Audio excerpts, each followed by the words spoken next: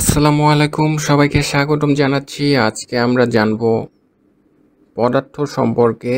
পদার্থ কাকে বলে, কত প্রকার ও কি কি। শুরু করছি। পদার্থ যে সকল বস্তুর ভর ও নির্দিষ্ট আয়তন আছে, বল প্রয়োগে বাধা প্রদান করে, তাদেরকে পদার্থ বলে। যেমন বাতাস, মানুষ, তেল, যে কোনো জিনিস হতে পারে। আর পদার্থের প্রকারভেদ। পদার্থ সাধারণত দুই প্রকার, একটি হচ্ছে মৌলিক পদার্থ আর একটি হচ্ছে যৌগিক পদার্থ। অবস্থা ভেদে পদার্থ তিন প্রকার: কঠিন অবস্থা, তরল অবস্থা এবং বায়বীয় বা গ্যাসীয় অবস্থা।